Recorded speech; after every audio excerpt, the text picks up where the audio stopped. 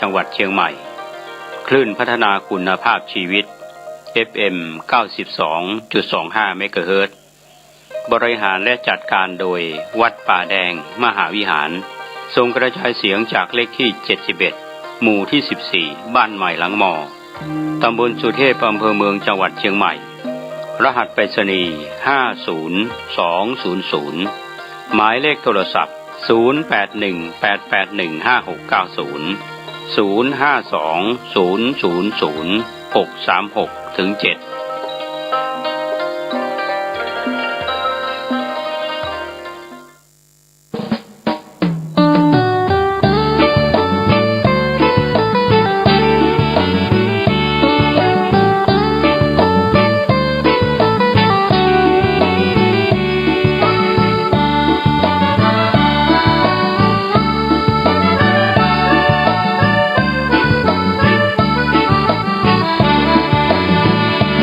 มามกะ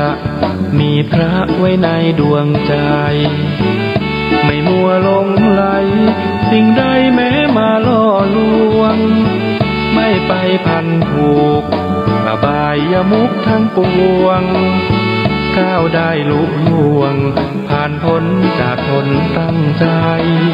ถือครอบครัวเป็นหลักครองรักคู่ครองคนเดียวมั่นคงแน่นเหนียว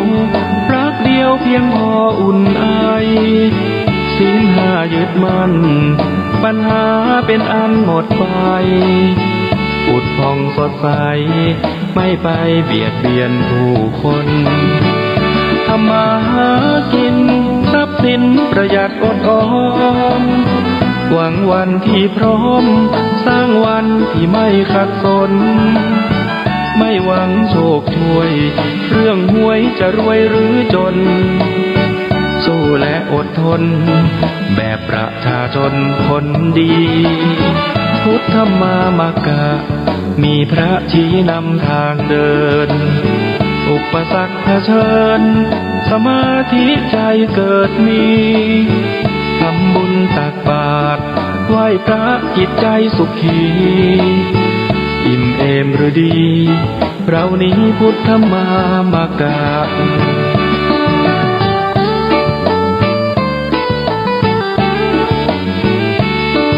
ตายอ่ะพอได้มักกินมาพอเต้ารถจนต้มรถผ่านไปจนไปลากออกมาละชำแหละแล้วเนี่ยยอมทั้งหลายกล้าของคนเนี่ยไม่ได้อยู่ที่ร่างกายสักเท่าใดสู้สัตว์เดรัจฉานมาได้แต่ว่ากล้าของคนนั้นก็อยู่ที่กรรมคือการกระทำคือการงานต่างๆถ้าเราทำการงานดีทั้งกายทั้งวาจาตั้งใจกายก็ทำดีวาจาก็โอ้ดีใจก็คือดีคุณค่านักมีค่ามีราคาเหมือนทองแท้นะแต่ว่าถ้าอยู่ไหนมีศีลมีธรรมทำแต่กรรมหยาบช้าทำแต่ความชั่วสิ่งที่ลามกต่างๆทั้งกายทั้งวาจาทั้งด้านจิตใจมันก็ไร้ค่าบ่มีอันใดดีๆได้มันจะเกิดผลก็คือบาปพ่อแม่พี่น้องญาติโยมมันเหมือนดังที่เปิ้นเปิ้นสอนไว้ว่าเป็นมนุษย์มันเป็นได้เพราะใจสูงเหมือนนกยุงมีดีที่เวียวขนถ้าใจต่ำเป็นได้แต่เพียงคนย่อมเสียทีที่ตนได้เกิดมาแม่น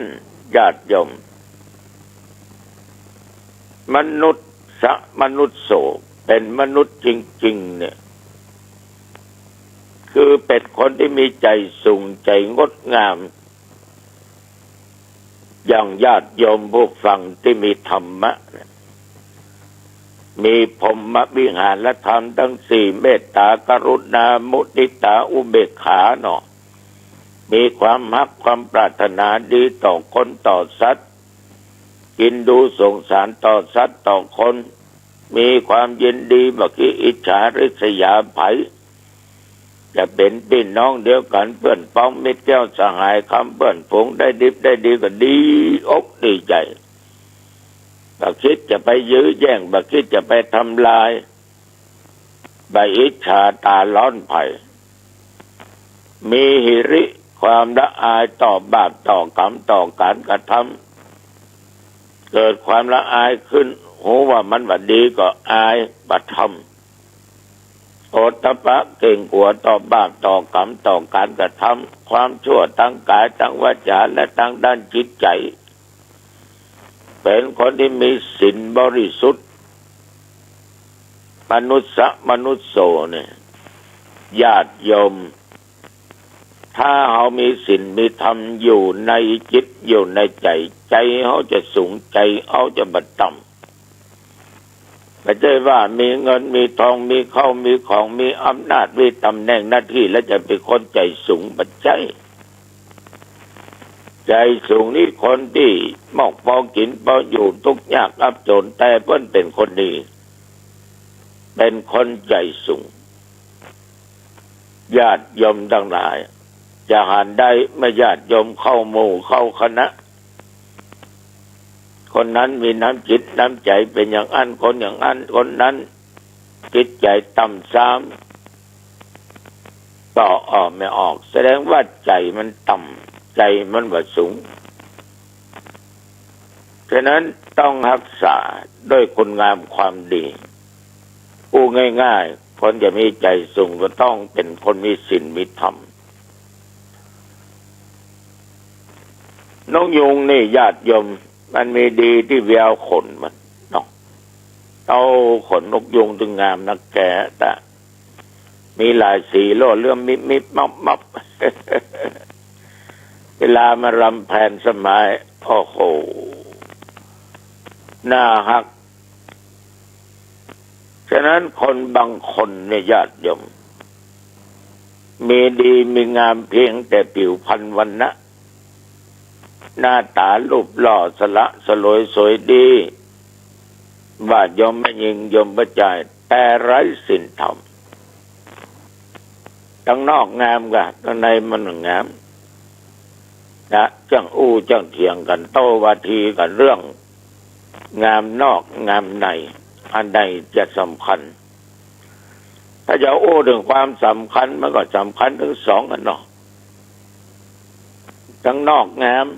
ถ้าทั้งไหนบางงามก็โอ้ใจมันได้มันบางคนหน้าตาดีรูปหล่อสะสวยงดงามผิวพรรณวรรณะดีตำแหน่งหน้าที่ดีการงานดีคำปากก็สวดทุจริตตัวแถมใจอำมหิตใจดำแหมมีเมตตาธรรมต่อไปใจมีแต่ความละโมบมีแต่ความหลงมีแต่ความอาฆาตพยาบาทญาติโยมทั้งหลายนอกงามในบางงามมันหน่วยไม้บางชนิดนั่นน่ะทางในแมงวี่จี้เข้าไปพอตั้งเปลือกมันเหมาะนะงามใบงามบอดน่ากินลองกินเข้าไปกับเจ้าอันตรายฉะนั้นญาติโยมเหมือนนกยุงมีดีที่เวียขนมันอย่างเดียวนะมนุษย์ถ้าใจต่ำเนี่ยมันจะเป็นอย่างตึ้มได้เป็นเพียงแต่มนุษย์ธรรมดาคอคนเนี่ยแผลมายุ่งมันยุ่งเพราะเหตุใดมันยุ่งเพราะมันบ่มีศีลมีธรรมมันเลยยุ่งฉะนั้นญาติโยมท่านผู้ฟังเกิดมาเป็นคนทั้งทีเนี่ยต้องทำดีเอาไว้จะตายไปทั้งดีต้องฝากดีไว้ได้คนนั้นนี่ญาติโยมบางคนตายแล้วเหม็นบางคนตายแล้วหอมอย่างครูบาเจ้าศีลธรรมนั้นตายแล้วหอม ตายไปเป็นร้อยปียังหอมอยู่เนาะหลวงปู่ทองหรือพระพรหมมงคลเนี่ยวัดพระธาตุเจ้าสีจำตองตายแล้วหอมครูบาเจ้าสินธรรมหอมหลวงปู่ครูบาอาจารย์หลายตนหลายองค์หอมนั่นเขาหอมอย่างหอมด้วยศีลธรรมกรรมฐานของครูบาของมหาธีระท่านเหล่านั้นตายไปได้เป็น60 ปียังหอมอยู่เพราะมันมีกลิ่นแห่งศีลแห่งธรรมบัดตายเพิ่งก็ถึงหอมตายไปก็ถึงหอมพระพุทธเจ้าองค์สมเด็จสัมมาสัมพุทธเจ้าเนี่ยดับขันธ์ปรินิพพานได้2564จะ65 ปีทั้งที่ไม่ใช่คนไทยเชื้อชาติใจสัญชาติไทยเนาะก็ยังหอมนะจนเราทุกคนยอมรับนบนอบกราบไหว้บูชาเขาก็ตึงหาตลอดอย่างเริ่มต้นรายการนะเขาก็ยังมาไหว้โยกกล่าวกำโยพุทธังสรณังคัจฉามิขอเอาพุทธเจ้าเป็นสรณะที่พึ่งธรรมังสรณังคัจฉามิข้าพเจ้าขอพระธรรมเป็นสรณะที่พึ่งแม้แต่สาวกของพระองค์สังฆังสรณังคัจฉามิข้าพเจ้าขอเอาพระสงฆ์เป็นสรณะที่พึ่งพระใดญาติโยมเพราะพระพุทธองค์นั้นมีคุณค่าพระธรรมยิ่งมีคุณค่าพระสงฆ์ก็มีคุณค่าฉะนั้นญาติโยมคนเราจะเป็นคนบริบูรณ์ได้อย่างน้อยขอมีศีล5นะแต่ถ้าบ่มีศีลบ่มีธรรมเนี่ย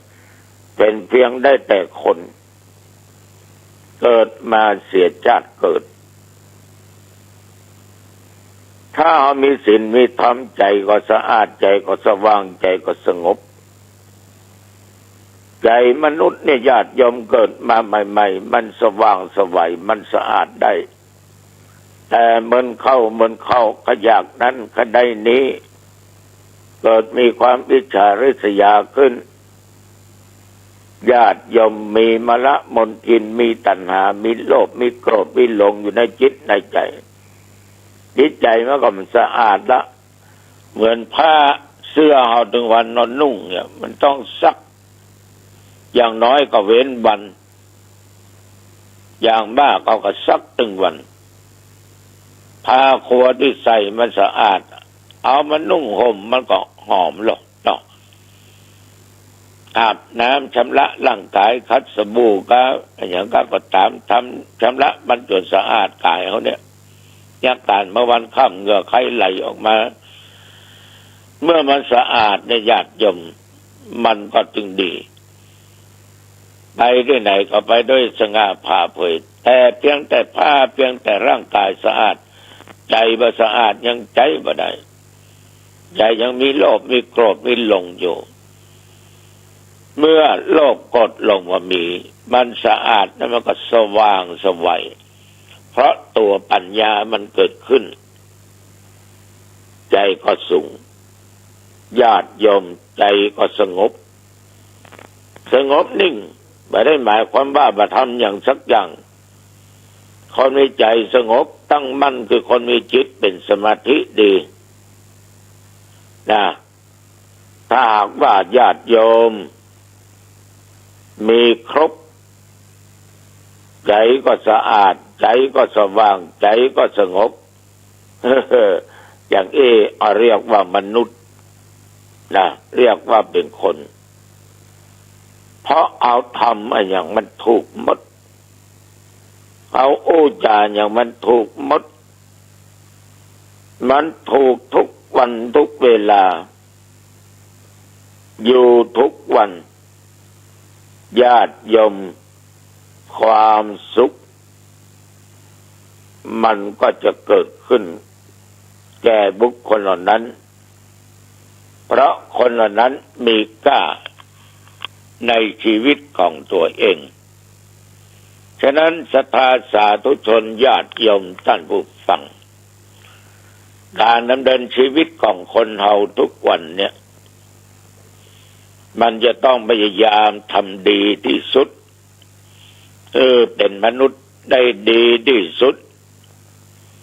จะไปเป็นเพียงแต่สักว่าเป็นคนต้องอันถ้าไปอย่างอันสู้สัตว์เดรัจฉานว่าได้นะ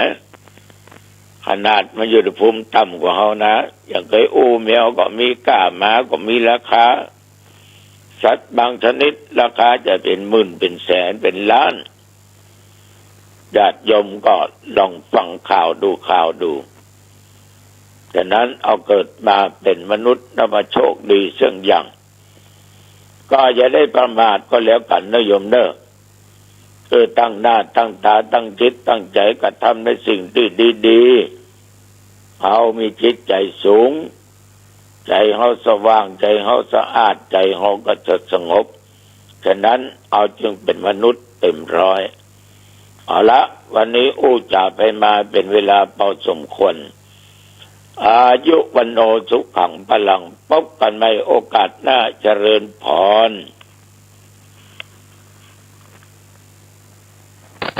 สวัสดีครับท่านผู้ฟังที่เคารพข่าวชาวบ้านผมกาเศรษฐ์เพชรสำริดบรรณาธิการข่าวก้าวหน้านิวกับการรายงานข่าวของพี่น้องสื่อมวลชนทุกแขนงสาขาจากส่วนกลางและก็ส่วนภูมิภาคทั้งข่าวภายในประเทศและข่าวจากต่างประเทศเป็นการรายงานข่าวประจำวันก็รายงานข่าวทั้ง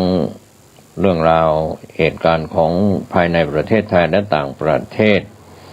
ธรรมะก่อนข่าววันนี้ก็เป็นส่วนหนึ่งนะครับในช่วงที่ผ่านมาก็มีพระเถรานุเถระครูบาอาจารย์ระดับพระสงฆ์ผู้ทรงศีลในส่วนของพระสังฆาธิการระดับต่างๆก็เจ็บป่วยไม่สบายแล้วก็มรณภาพกันก็เป็นการแสดงบ่งบอกถึงความเป็นอนิจจังทุกขังอนัตตาของทุกรูปทุกนามไม่ใช่เฉพาะพระคุณเจ้าที่เป็นพระภิกษุสามเณรเท่านั้นแม้ฆราวาสชายหญิงทั้งคนไทยและชาวต่างชาติก็มีพยัญชนะการเจ็บป่วยไม่สบายถึงแก่ความตายกันทุกรูปทุกนามวันนี้จะอยู่ในช่วงสถานการณ์มีโควิด -19 ระบาดทั่วโลกมาเป็นปีที่2มีการรณรงค์ฉีดวัคซีนกันแล้วครบโดสต่างๆแต่ก็ความตายก็ยังมาพรากทั้งหญิงทั้งชายทั้งบรรพชิตคฤหัสถ์ก็เป็นเรื่องธรรมดาในความเสียหายที่เกิดขึ้นจากการเจ็บป่วยไข้ไม่สบายทุกคนหลีกเลี่ยงไม่ได้จะเป็นเด็กเป็นผู้ใหญ่การเจ็บป่วยไข้ไม่สบายด้วยโรคภัยไข้เจ็บที่เรียกว่าโรคพยาสนะความเสียหายเกิดจากโรคภัยไข้เจ็บที่เบียดเบียนกันในส่วนของการเจ็บป่วยของร่างกายซึ่งมีความไม่เที่ยงแท้แน่นอนเป็นอนิจจังตั้งอยู่ไม่ได้นะครับการเปลี่ยนแปลงเป็นสภาพของธรรมะที่ปรากฏขึ้นทั้งหญิงทั้งชายทั้งเด็กทั้งผู้ใหญ่ทั้งคนไทยและชาวต่างชาติวันนี้เราตั้งอยู่ในความไม่ประมาทข่าวแรกวันนี้เปิดประวัติพระสงฆ์5 รูปกรรมการมหาเถรสมาคมชุดใหม่ก็เป็นส่วนที่ทางทีมข่าวได้รายงานกันเข้ามาเปิดประวัติพระสงฆ์5 รูปนั่งเป็นกรรมการมหาเถรสมาคมชุดปัจจุบันก็เป็นข้อมูล13 ธันวาคม 2564 ที่ผ่านมาผู้สื่อข่าวได้รายงานว่าเว็บไซต์ราชกิจจานุเบกษาได้เผยแพร่ประกาศแต่งตั้งกรรมการมหาเถรสมาคมชุดใหม่จำนวน20 รูป11 ธันวาคม 2564 มีรายนามดังต่อไปนี้ 1. สมเด็จพระวรรณรัตน์จุลพรหมคุตโตวัดบวรนิเวศราชวรวิหารกรุงเทพมหานคร 2. สมเด็จพระธีรยานมุนีสมชายวรชายโยวัดเทพศิรินทาวาสราชวรวิหารกรุงเทพมหานคร 3. สมเด็จพระพุทธาจารย์สนิทชวนาปัญโยวัดไตรมิตรวิทยารามวรวิหารกรุงเทพมหานคร 4. สมเด็จพระมหาธีราจารย์ประสิทธิ์เขมังกโรวัดพระเชตุพนวิมลมังคาราราม ราชวรมหาวิหารกรุงเทพมหานคร 5. สมเด็จพระมหาวีระวงศ์สุชินอัคคชิโนวัดราชบพิตรสถิตมหาสีมาราม ราชวรวิหารกรุงเทพมหานคร 6. สมเด็จพระมหารัชมงคลมุนีธงชัยธรรมทโชวัดไตรมิตรวิทยารามวรวิหารกรุงเทพมหานคร 7. พระพรหมโมลีสุชาติธรรมรัตโนวัดปากน้ำกรุงเทพมหานคร 8. พระพรหมบัณฑิตประยูนธรรมจิตโตวัดประยูนวงศาวาสวรวิหารกรุงเทพมหานคร 9. พระพรหมวิสุทธาจารย์มนตรีคณิตสโรวัดเครือวันวรวิหารกรุงเทพมหานคร 10. พระพรหมเสนาบดีพิมพ์ญาณวีโรวัดปฐุมคงคาราชวรวิหารกรุงเทพมหานคร 11. พระวิสุทธาธิบดีเชิดจิตตคุตโตวัดสุทัศน์เทพวรารามราชวรมหาวิหารกรุงเทพมหานคร 12. พระพรหมมุนีบุญเรืองปุญญโชโตวัดพระศรีมหาธาตุวรมหาวิหารกรุงเทพมหานคร 3. พระพรหมกวีพงศรธรรมเศรษโธวัดกัลยาณมิตรวรมหาวิหารกรุงเทพมหานคร 14. พระพรหมวัชราจารย์ภูลศักดิ์วรพัทธโกวัดราชประดิษฐิตมหาสีมารามราชวรวิหารกรุงเทพมหานคร 15. พระพรหมวชิรากรสุนทรสุนทราโพวัดราชภาสิการามวรวิหารกรุงเทพมหานคร 16. พระธรรมทัชชมุนีอมรญาโนเทโยวัดประทุมวนารามราชวรวิหารกรุงเทพมหานคร 17. พระธรรมวิสุทธาจารย์แสวงธรรมเมสโกวัดบวรนิเวศราชวรวิหารกรุงเทพมหานคร 18. พระธรรมวชิรมุนีบุญชิตญาณสังวโรวัดมหาธาตุยุวราชรังสฤษราชวรมหาวิหารกรุงเทพมหานคร 19. พระเทพญาณวิสิทธิ์ชัยทวีคุตจิตโตวัดปทุมวนารามราชวรวิหารกรุงเทพมหานคร 20. พระเทพคุณาภรณ์โสพลโสภณจิตโตวัดเทวราชกุญชรวรวิหารกรุงเทพมหานครก็โปรดเกล้า20 กรรมการมหาเถรสมาคมก็เป็นส่วนที่จำนวนกรรมการมหาเถรสมาคม20 รูปนั้นมี5 รูปที่ได้รับการแต่งตั้งเป็นกรรมการรูปใหม่ก็ประกอบด้วยพระพรหมกวีพงศรธรรมเศรษโธวัดกัลยาณมิตรวรมหาวิหารพระพรหมกวีมีนามเดิมว่าประกอบวงพรนิมิตเกิดเมื่อวันเสาร์แรม15 ค่ำเดือน 6 ปีมะแม่ตรงกับวันที่21 พฤษภาคม 2498 ที่ตำบลธรรมไม้อำเภอกระทุ่มแบนจังหวัดสมุทรสาครบิดาชื่อนายวงพรนิมิตมารดาชื่อนางกิมร้วนวงพรนิมิตต่อมาเปลี่ยนชื่อเป็นพงศรบรรพชาเป็นสามเณรเมื่อวันที่17 พฤษภาคม 2509 ณ วัดดอนไก่ดีตำบลตลาดอำเภอกระทุ่มแบนจังหวัดสมุทรสาครโดยมีพระสมุทรคุณาจารย์จันทสโรเป็นพระอุปชฌาย์ได้อุปสมบทในพระบรมราชานุเคราะห์นาคหลวงในพระบาทสมเด็จพระปรมินทรมหาภูมิพลอดุลยเดชณพระอุโบสถวัดพระศรีรัตนศาสดารามแขวงพระบรมมหาราชวังเขตพระนครกรุงเทพมหานครเมื่อวันที่ 4 กรกฎาคม 2519 โดยมีสมเด็จพระพุทธโฆษาจารย์ฟื้นชุตินทโรวัดสามพระยาเขตพระนครกรุงเทพมหานครเป็นพระอุปชฌาย์พระธรรมปิฎกนิยมฐานิสโรวัดชนะสงครามราชวรมหาวิหารเขตพระนครกรุงเทพมหานครเป็นพระกรรมวาจาจารย์และพระธรรมเถรราชมหามุนีช่วงวรปัญโยวัดปากน้ำเขตภาษีเจริญกรุงเทพมหานครเป็นพระอนุสาวนาจารย์ได้นามฉายาว่าธรรมเศรษโธตำแหน่งฝ่ายปกครองปี 2529 เป็นผู้ช่วยเจ้าวาดวัดชนะสงครามราชวรมหาวิหารปีพ.ศ. 2531 ถึง 2540 เป็นเลขานุการเจ้าคณะภาค 13 ปี 2540 เป็นรองเจ้าคณะภาค 13 ปี 2542 เป็นพระอุปัชฌาย์ ปี 2544 เป็นกรรมการความมั่นคงแห่งพระพุทธศาสนา ปี 2545 ถึง 2561 เป็นเจ้าคณะภาค 13 ปี 2545 เป็นเจ้าอาวาสวัดกัลยาณมิตรวรมหาวิหาร ปี 2553 เป็นกรรมการพิจารณาศาสนสมบัติกลางประจำพ.ศ.ป.ปีพุทธศักราช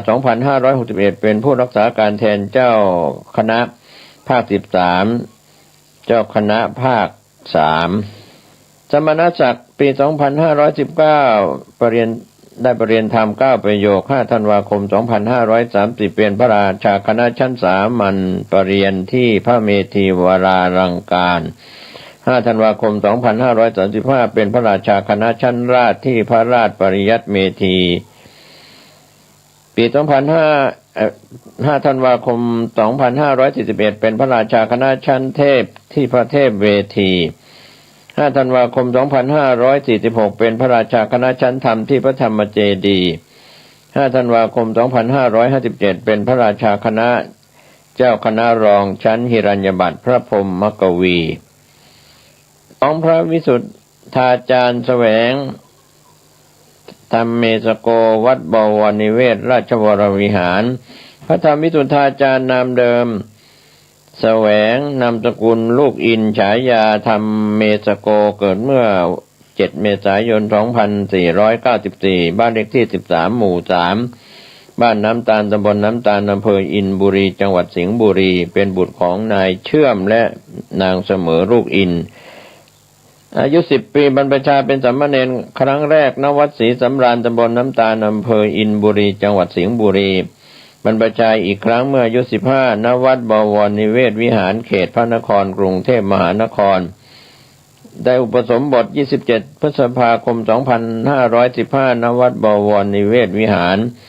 โดยมีสมเด็จพระญาณสังวรเจริญสุวัฒโนเป็นพระอุปัชฌาย์การปกครองคณะสงฆ์เป็นผู้ช่วยเจ้าวาดวัดบวรนิเวศวิหารเป็นอธิการมหาวิทยาลัยมหามกุฏราชวิทยาลัยสมณศักดิ์ 5 ธันวาคม 2532 เป็นพระราชาคณะประหลัดซ้ายที่พระจุลนายก 5 ธันวาคม 2536 เป็นพระราชาคณะประหลัดขวาที่พระมหานายก 5 ธันวาคม 2544 เป็นพระราชาคณะชั้นราชที่พระราชเมธากร 5 ธันวาคม 2549 เป็นพระราชาคณะชั้นเทพที่พระเทพปริยัติวิมล 5 มิถุนายน 2564 เป็นพระราชาคณะชั้นธรรมที่พระธรรมวิสุทธาจารย์ 3. พระธรรมวชิรมุนีบุญชิตญาณสังวโรวัดมหาธาตุยุวราชรังสฤษฎ์ราชวรมหาวิหารพระธรรมวชิรมุนีไฝปัตนามีนามเดิมว่าบุญชิตสุดโปร่งเกิดเมื่อวันที่ 6 กันยายน 2503 ณ บ้านเลขที่ 85 หมู่ 1 ตำบลบึงเนียม อำเภอเมืองจังหวัดขอนแก่นบิดาชื่อนายอินสุดโปร่งมารดาชื่อนางทีสุดโปร่งบรรพชาครั้งที่ 1 30 พฤษภาคม 2514 ณ วัดสิริธรรมิกาวาสตำบลโคกศรีอำเภอเมืองจังหวัดขอนแก่นมีพระครูสิริสารธรรมเหลาปัญญาทโรเป็นพระอุปัชฌาย์บรรพชาครั้งที่ 2 เมื่อ 28 กรกฎาคม 2520 ณ วัดมหาธาตุยุวราชรังสฤษฎ์กรุงเทพมหานครก็มีพระธรรมปัญญาบดีสวัสดิ์กิติสาโรปริญญาธรรม 5 ประโยคเป็นพระอุปัชฌาย์อุปสมบท 18 มีนาคม 2526 ณ วัดมหาธาตุยุวราชรังสฤษฎ์แขวงพระบรมมหาราชวังเขตพระนครกรุงเทพมหานครสมเด็จพระพุทธาจารย์อาสภามหาเถระปริญญาธรรม 8 ประโยคเมื่อครั้งดำรงสมณศักดิ์เป็นพระพิมลธรรมวัดมหาธาตุยุวราชรังสฤษฎ์เขตพระนครกรุงเทพมหานครเป็นพระอุปัชฌาย์พระธรรมวิสุทธาจารย์ เหลาสุมโนประเรียนธรรม5 ประโยคเมื่อครั้งดำรงสมณศักดิ์เป็นพระราชสารเวที วัดธาตุพระอารามหลวงอำเภอเมืองขอนแก่นจังหวัดขอนแก่นเป็นกรรมวาจาจารย์พระธรรมธีรราชมหามณีโชดกญาณสิทธิประเรียนธรรม9 ประโยคเมื่อครั้งดำรงตำแหน่งสมณศักดิ์เป็นพระเทพสิทธิมุนีวัดมหาธาตุยุวราชรังสฤษฎ์เขตพระนครกรุงเทพมหานครเป็นพระอนุสาวนาจารย์สมณศักดิ์ปี 2528 ได้ประเรียนธรรม9 ประโยค5 ธันวาคม 2541 เป็นพระราชาคณะชั้นสามัญประเรียนฝ่ายวิปัสสนาธุระที่พระศรีวรยาน5 ธันวาคม 2548 เป็นพระราชาคณะชั้นราชฝ่ายวิปัสสนาธุระที่พระราชสิทธิมุนี28 กรกฎาคม 2562 เป็นพระราชาคณะชั้นเทพฝ่ายวิปัสสนาธุระที่พระเทพวิสุทธิมุนี5 มิถุนายน 2564 เป็นพระราชาคณะชั้นธรรมฝ่ายวิปัสสนาธุระที่พระธรรมวชิรมุนี4 พระเทพญาณวิสิทธิ์ชัยทวีคุตจิตโตวัดปทุมวนารามราชวรวิหารพระเทพญาณวิสิทธิ์มีนามเดิมว่าชัยทวีปันเศษเกิดเมื่อ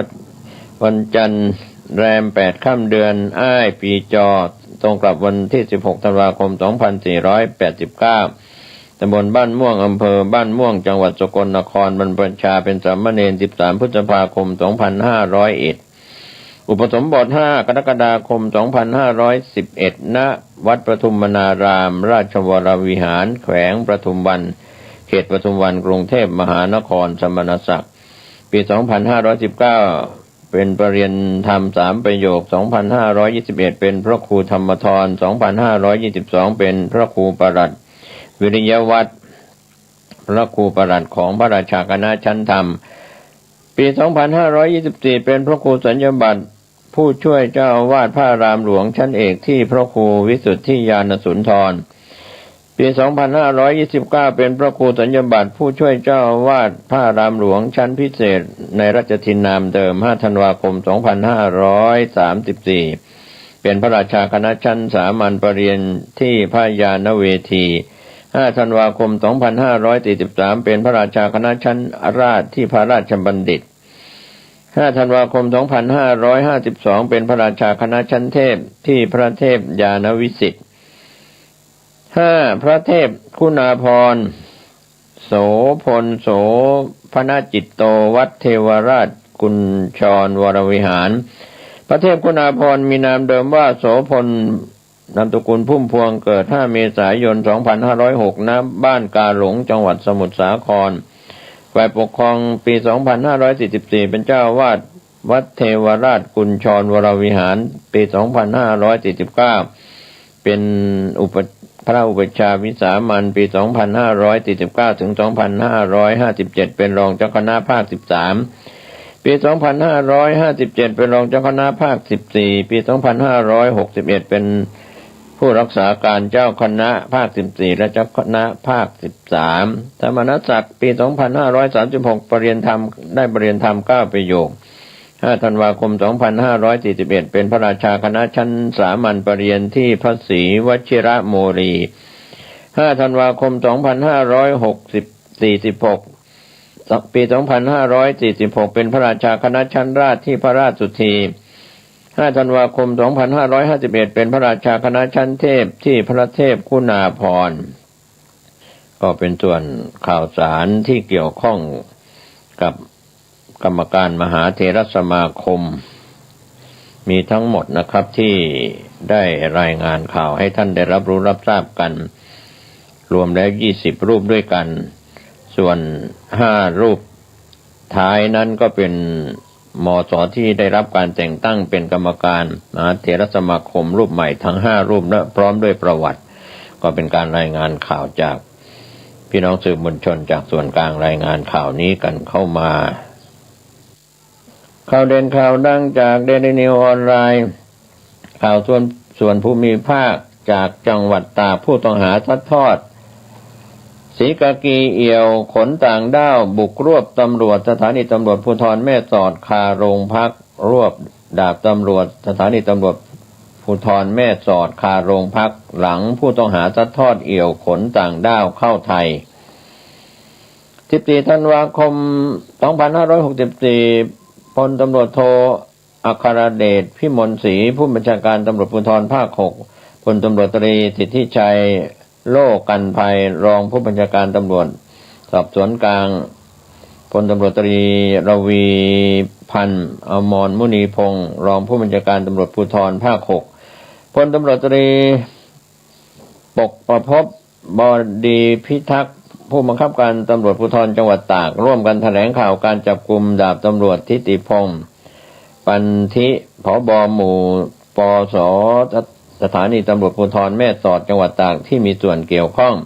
กับขบวนการลักลอบนำพาบุคคลต่างด้าวหลบหนีเข้าเมืองโดยผิดกฎหมายตามหมายจับของศาลจังหวัดแม่สอดที่225/2564ลงวันที่ 9 ธันวาคม 2563 โดยทางพลตำรวจโทอัครเดชกล่าวกับทีมข่าวว่าการจับกุมครั้งนี้เป็นการขยายผลทางคดีหลังจากเจ้าหน้าที่ตำรวจสถานีตำรวจภูธรแม่สอดได้จับกุมผู้ต้องหาเป็นชายอายุ34 ปีใช้รถกระบะโตโยต้าทะเบียนบมไม้วแหวน3551ราชบุรีลักลอบขนย้ายแรงงานต่างด้าวหลบหนีเข้าเมืองนำส่งในพื้นที่อำเภอแม่สอดและใกล้เคียงได้เมื่อวันที่ 10 ธันวาคม 2564 เวลาประมาณ 13:30 นาทีจากการสอบสวนผู้ต้องหาได้ให้การซัดทอดและมีหลักฐานเชื่อมโยงกับดาบตำรวจนายหนึ่งสังกัดสถานีตำรวจภูธรแม่สอดจังหวัดตากหลังจากนั้นได้มีการสั่งการให้สืบสวนเชิงลับจนได้ข้อมูลที่น่าเชื่อได้ว่าดาบตำรวจทิติพงศ์ปันธิอายุ 37 ปีผบ.หมู่ป.สถานีตำรวจภูธรแม่สอดมีส่วนเกี่ยวข้องในการกระทำความผิดจึงได้รวบรวมพยานหลักฐานยื่นคำร้องต่อศาลจังหวัดแม่สอดขออนุมัติหมายจับดาบตำรวจทิติพงศ์ซึ่งเป็นผู้ร่วมกระบวนการตามหมายจับที่225/2564ลงวันที่ 9 ธันวาคม 2564 ดังกล่าวก่อนทำการจับกุมขณะเข้าประชุมสถานีตำรวจภูธรแม่สอดโดยกล่าวหาว่าร่วมกันช่วยเหลือซ่อนเร้นหรือช่วยเหลือด้วยประการใดให้บุคคลต่างด้าวเข้ามาในราชอาณาจักรโดยผิดกฎหมายและได้แจ้งข้อกล่าวหาเพิ่มเติมให้ทราบนอกเหนือจากตามหมายจับว่ามีอาวุธปืนและเครื่องกระสุนปืนไว้ในความครอบครองโดยไม่ได้รับอนุญาตนอกจากนี้ยังได้นำหมายศาลของศาลจังหวัดแม่สอดเข้าตรวจค้นที่บ้านเลขที่ 49/6 ถนนสองแควตำบลแม่สอดอำเภอแม่สอดจังหวัดตากตรวจยึดอาวุธปืนสั้นยี่ห้อรุ่น P320 จึงแจ้งข้อกล่าวหาเพิ่มเติมให้ทราบว่ามีอาวุธปืนและเครื่องกระสุนปืนไว้ในความครอบครองโดยไม่ได้รับอนุญาตจากนั้นจึงได้ควบคุมตัวส่งพนักงานสอบสวนดำเนินคดีตามกฎหมายต่อไปในขณะเดียวกันพลตำรวจตรีปกประภพบดีพิทักษ์ผู้บังคับการตำรวจภูธรจังหวัดตากได้มีคำสั่งตำรวจภูธรจังหวัดตากที่613/2564ให้ดาบตำรวจทิติพงศ์ปันธิผบ.หมู่วงเล็บ สถานีตำรวจภูธรแม่สอดออกจากราชการไว้ก่อนมีผลทันทีตั้งแต่วันที่ 13 ธันวาคม 2564พร้อมยังขยายผลไปยังเครือข่ายผู้ร่วมกระบวนการผู้ช่วยเหลือเพื่อดำเนินการตามกฎหมายต่อไปให้ครบทุกรายนะครับก็เป็นส่วนที่ทางทีมข่าวจะได้รายงานข่าวคืบหน้าเรื่องนี้กันเข้ามานะครับด่านของแม่สอดนั้นมีทั้งด่านกอรมน.ด่านทหารด่านตำรวจและฝ่ายปกครองจากแม่สอดเข้ามาสู่เส้นทางที่จะเข้ามายังจังหวัดตากก็มีเรื่องของการขนต่างด้าวเข้าสู่ราชอาณาจักรเป็นประจำและในช่องทางยาเสพติดต่างๆก็เป็นเรื่องที่เป็นด่านสำคัญนะครับทั้งด่านความมั่นคงด่านของด่านร่วมของกอรมน.ด่านตำรวจโดยตรงและก็ด่านที่ตั้งในเขตรับผิดชอบเรื่องนี้ก็ถือว่าเป็นข้อขยายผลจากผู้ต้องหาที่ถูกจับกุมข่าวททท การท่องเที่ยวแห่งประเทศไทยเล็งชงครม.ของงบ 13,200 ล้านบาทเพิ่มสิทธิขยายเราเที่ยวด้วยกันเป็นของขวัญปีใหม่จากมติชนออนไลน์ได้รายงาน 13 ธันวาคม 2564 โดยนายยุทธศักดิ์สุภัสสรผู้ว่าการท่องเที่ยวแห่งประเทศไทยททท.ได้ชี้แจงกับทีมข่าว 16:12 น. 13 ธันวาคม 2564 ที่ผ่านมาว่าจำนวนสิทธิ์ในโครงการเราเที่ยวด้วยกันเฟส 3 ได้ถูกใช้ครบ 2 ล้านสิทธิ์แล้วหลังจากเริ่มลงทะเบียนรับสิทธิ์เมื่อปลายเดือนกันยายนที่ผ่านมาเปิดให้ลงทะเบียนจองโรงแรมที่พักเมื่อ 8 ตุลาคมสามารถเข้าพักได้ตั้งแต่วันที่ 15 ตุลาคม 2564 จนสิ้นสุดโครงการ 31 มกราคม 2565 ที่จะถึงนี้แต่ต้องจองใช้สิทธิ์ห้องพักก่อนวันที่ 23 มกราคม 2565 เนื่องจากต้องจองล่วงหน้า 7 วันล่าสุด 21 ธันวาคม 2564 ททท.เตรียมเสนอคณะรัฐมนตรีครม.อนุมัติงบประมาณ 13,200 ล้านบาทดำเนินโครงการเราเที่ยวด้วยกันระยะที่ 4 เฟส 4 เพื่อเป็นของขวัญปีใหม่ให้กับคนไทยโดยโครงการเราเที่ยวด้วยกันเฟส 4 จะใช้สิทธิ์ให้สิทธิ์คนไทยอีกประมาณ 2 ล้านห้องหรือว่าคืนเพื่อเป็นการกระตุ้นการท่องเที่ยวในประเทศในช่วงต้นปี 2565 อย่างต่อเนื่องจำนวนสิทธิ์เราเที่ยวด้วยกันวันที่ 13 ธันวาคมเวลาประมาณ 24 นาฬิกาเหลือสิทธิ์ห้องพักจำนวน 37,800 สิทธิ์ต่อเมื่อเวลาประมาณ 17 นาฬิกาจำนวนสิทธิ์ในหน้าเว็บเราเที่ยวด้วยกัน .com เหลือเป็นศูนย์แล้วเท่ากับว่าถูกใช้ครบทั้งหมด 2 ล้านสิทธิ์จากข้อมูล 12 ธันวาคม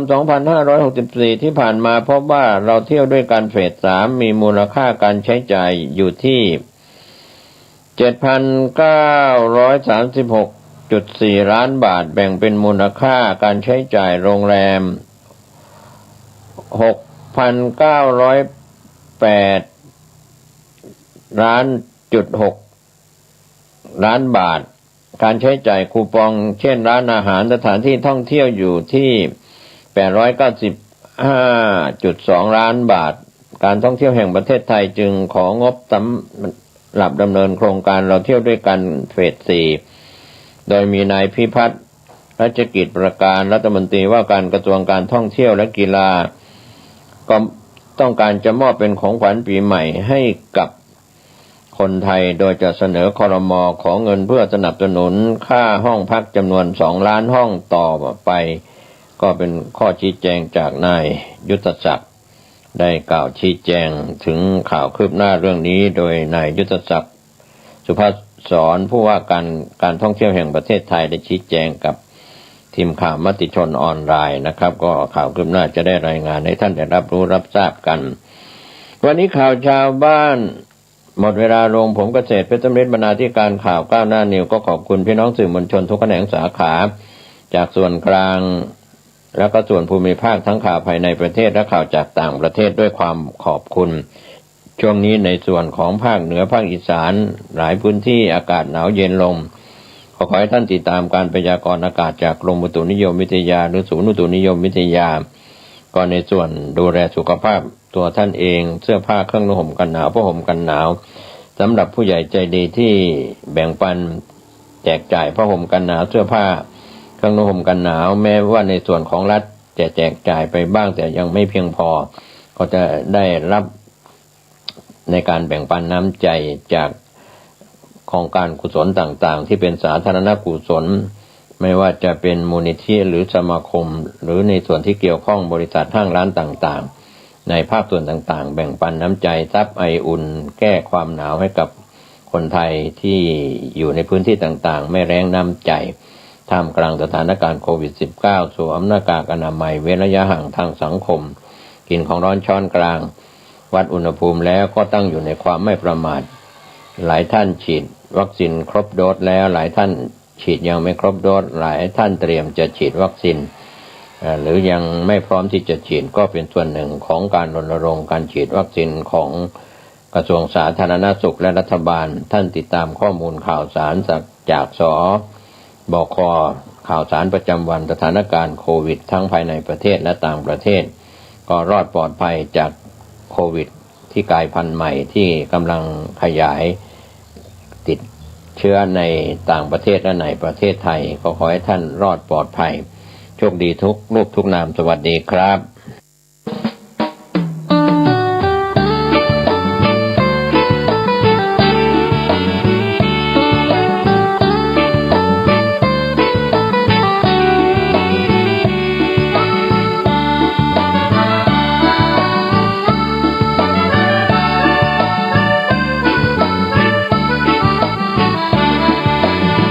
พุทธมามกะ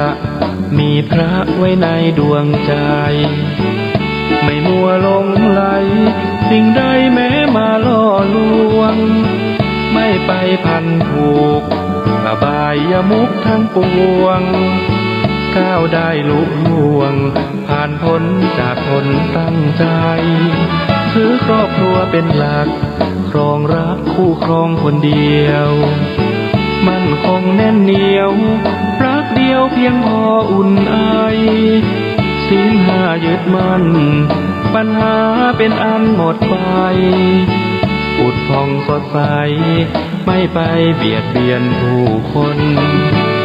ทำมาหากินทรัพย์สินประหยัดอดออมหวังวันที่พร้อมสร้างวันที่ไม่ขัดสนไม่หวังโชคช่วยเรื่องหวยจะรวยหรือจนสู้และอดทนแบบประชาชนคนดีพุทธมามกะมีพระชี้นำทางเดินอุปสรรค